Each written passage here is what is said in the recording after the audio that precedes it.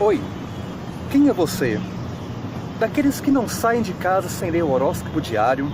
Daqueles que acham ridícula a astrologia? Hoje falaremos de um grande absurdo, a astrologia. Porém, um grande absurdo dentro de um universo absurdo. Vocês podem encontrar aqui no YouTube muitos vídeos a favor, contra. A favor nós podemos encontrar estatísticas que seguem até um método científico. Podemos encontrar até um grande astrônomo, por exemplo, que faz um estudo, após se encantar pela astrologia, de como os planetas influenciam na camada magnética da Terra, como essa camada magnética influencia na vida dos seres humanos. A gente pode encontrar argumentos desde a medicina, a biologia, a agricultura, mas também temos ótimos argumentos contra, principalmente estatísticos e várias ideias clássicas que dão um tom um pouco ilógico na astrologia. Como bom sagitariano, eu não vou ser tão detalhista. Vocês podem depois investigar, encontrar muitos vídeos a favor, contra. É interessante ver os dois lados da moeda, mas eu vou resolver a questão na prática mesmo. Antes, eu vou estar dialogando com um grande cético, que foi um crítico da astrologia, Carl Sagan, contra algumas ideias expostas por ele, e no fim, desculpa Carl Sagan, eu sei que você não gosta desse assunto, mas para mostrar aos internautas a estrutura interna de um mapa astral, é interessante conhecer o que é um mapa astral e não para além do horóscopo, o horóscopo de jornal. Então desculpa, não sacuda da sua tumba. No final desse vídeo, aguardem, eu vou estar fazendo uma leitura do mapa astral de Carl Sagan e mostrar qual é a estrutura de um mapa astral de um cético. A astrologia é uma ciência? Antes de tudo, vamos questionar o que é ciência. Para fazer ciência, nós temos que recorrer necessariamente aos métodos positivistas, empíricos, a um telescópio, a um microscópio? Ou será que ciência é simplesmente o estudo de algo? Um estudo que envolve a nossa consciência, a nossa experiência de condição humana de ser no mundo. É interessante analisar que muita gente critica ou adere à astrologia sem conhecer. Temos, por um lado, a menina de 15 anos que lê a revistinha adolescente e lá está o horóscopo, e ela coloca todo o coração naquilo. Do outro, temos um grande cientista, bem renomado, mas cético nesse assunto. A adolescente, ela se joga demais, mas, porém, será que ela tem alguma ciência daquilo? Será que ela não sabe que esses horóscopos são muito generalistas e tendem a não atingir cada singularidade de mapa astral? Por outro lado, nós temos também o grande cientista que ele entende de astrologia alguma coisa. Eu, por exemplo, eu não entendo muito de física e não me acho autorizado para fazer uma grande crítica. Se você me fala da teoria do Big Bang, eu acho interessante essa ideia, pode ser, mas eu não tenho a mínima capacidade de contradizer essa teoria. É interessante que eu nunca vi, de todos esses críticos da astrologia, youtubers ou cientistas famosos, alguém que entendesse a estrutura interna de um mapa astral, que entendesse do mapa e começasse a comparar com os amigos deles. Olha, cara, por isso que você é estranho assim, hein? Lerdo, esse Marte em peixes. Isso não acontece, porque não existe neutralidade nessas críticas. Existe antes uma raiva disso tudo, uma birra, tipo, astrologia, como assim?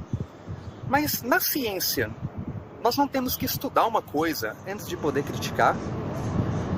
E sim, é absurdo. A astrologia é absurda. Às vezes, eu tenho também, vou confessar, minhas tendências céticas. Às vezes eu vejo o resultado que eu faço de alguma análise e digo para mim mesmo, incrível, incrível. Não tem como a astrologia não funcionar. E eu mesmo penso, mas eu já acredito em astrologia, para que nós temos isso na nossa cultura de hoje? É interessante, nós não podemos também, como a menina adolescente, jogar de corpo e alma sem antes estudar alguma coisa. Então a astrologia, tudo bem, é uma ciência diferente, envolve muito misticismo, subjetividade e por aí vai, porém não deixa de ser uma ciência. Se você acha absurdo a ideia de uns planetas tão longes, é absurdo, influenciar a nossa vida humana, será que você gosta, por exemplo, então, para fazer uma junção de visões de mundo, de física quântica? Será que para você não é tão difícil assimilar a ideia de que tudo neste universo não está isolado, que o tempo não é linear, que existe uma sincronicidade e o universo, de um certo ponto de vista, funciona como um relógio? Então já não fica tão difícil assimilar essas ideias. Mas enfim, o mais importante aqui vai ser ver na prática como funciona o mapa astral. Carl Sagan nos coloca uma interessante questão, a dos irmãos gêmeos, e realmente é um grande paradoxo da astrologia. Como que pessoas com o mesmo mapa astral podem ter vidas tão diferentes? E realmente é uma grande questão. Mas eu coloco outra. Será que a alma é a mesma? Linhas místicas, como o espiritismo, diz que as pessoas nascem gêmeas porque eram muito diferentes em vidas passadas, não conseguiam se conciliar, mas possuem um grande elo kármico. E por causa disso tiveram que nascer juntos, e é como se ocorresse uma fusão de mapas. Creio eu que uma tinha um bem diferente uma da outra, e é como se ocorresse uma síntese, e essas pessoas tivessem que aprender uma com a outra. Eu mesmo, com a minha experiência com o tarô, eu já pude comprovar quando eu fiz consulta com os gêmeos. Eu chegava, por exemplo, a julgar alguns arcanos para a vida passada de um, para a vida passada de outro, e nesta vida atual ocorreu uma inversão. Nessa vida, um era muito parecido com o irmão gêmeo da vida passada. É como se ele tivesse que ver o outro lado da moeda, entender dessa sensibilidade para julgar o outro. E as almas são diferentes.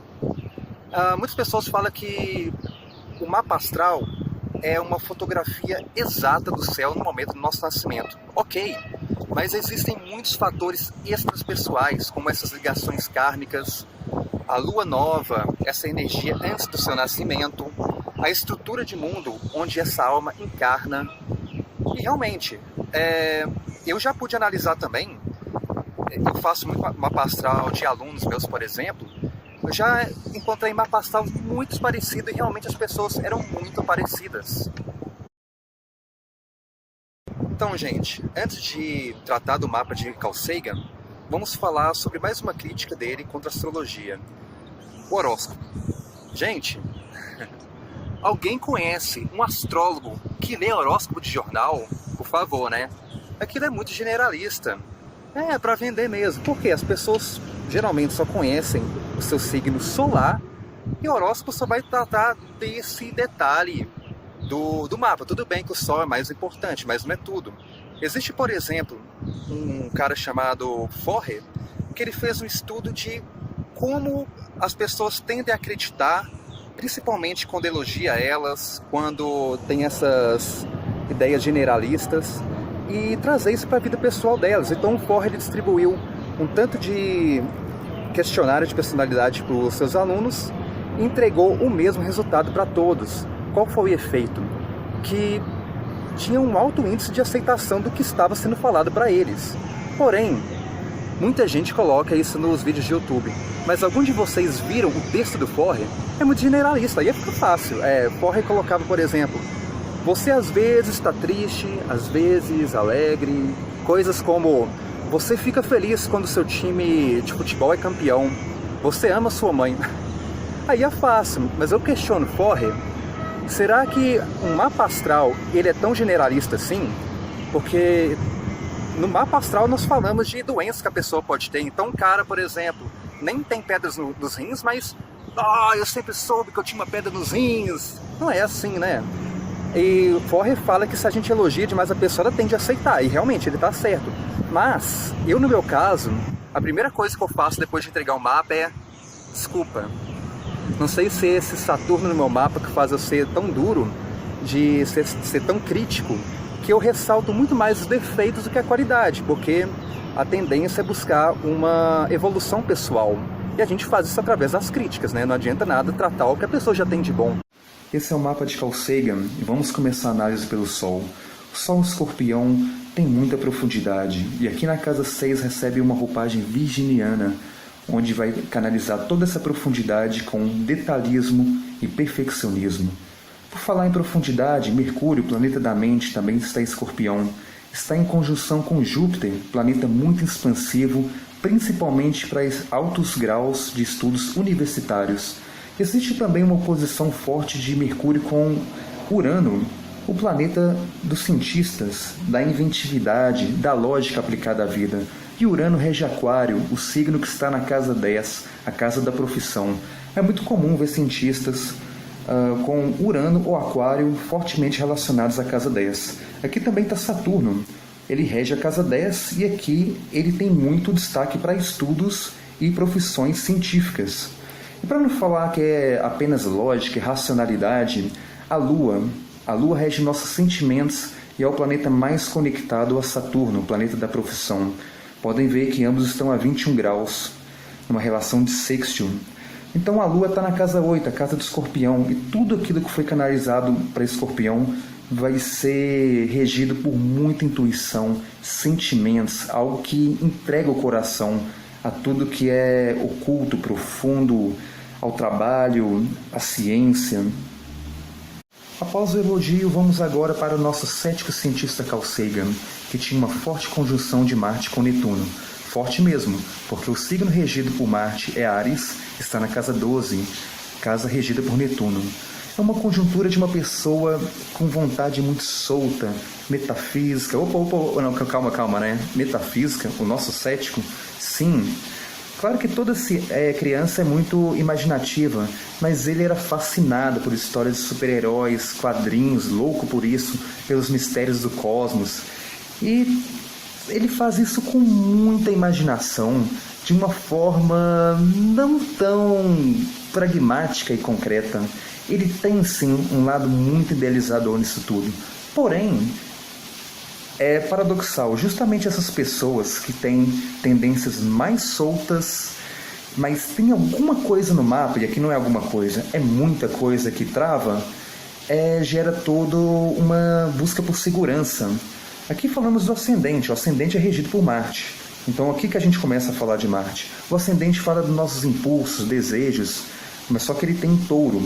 Touro é um signo de estabilidade, precisa de confiança demais. E a pessoa que tem ascendente em Touro precisa de muito controle na ação. E para onde tudo se canaliza? Para o Marte e Netuno em Virgem, o essencial signo dos céticos. Virgem não confia em nada. E principalmente um mapa de extrema predominância de Virgem e Escorpião, porque não só por Marte e Netuno aqui em Virgem. A casa 6, que é a casa de Virgem, está bem preenchida. Plutão está forte, a Lua está na casa regida por Plutão, Escorpião.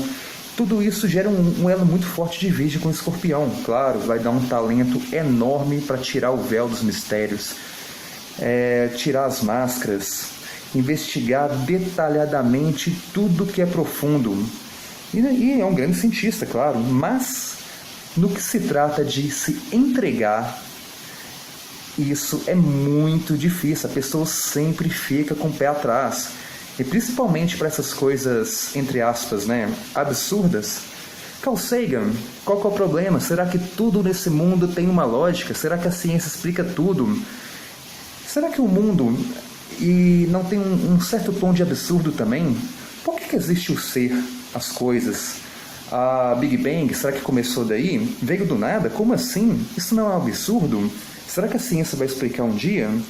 Bom, não sabemos, mas será que não existe algum lugar na ciência para tudo que é paradoxal, relativo, subjetivo e até mesmo absurdo? Obrigado, galera, por me acompanhar até agora na explicação dessa ciência absurda, que talvez já não está tão absurda assim. Talvez alguns de vocês ainda estão pensando, ele está apenas conectando esses dados ao que ele já conhece do Carl Sagan. Então eu faço para vocês, cada um de vocês, um desafio convite. Eu vou deixar aqui embaixo o meu WhatsApp. Quem de vocês quiser me enviar seus dados natais, como hora de nascimento, costuma ter na certidão, data e cidade, eu vou estar enviando para vocês um mini vídeo falando do mapa de vocês. E é interessante, antes de criticar a astrologia, antes de acreditar, ver você mesmo o que eu vou falar do mapa astral de vocês. Será que vai combinar?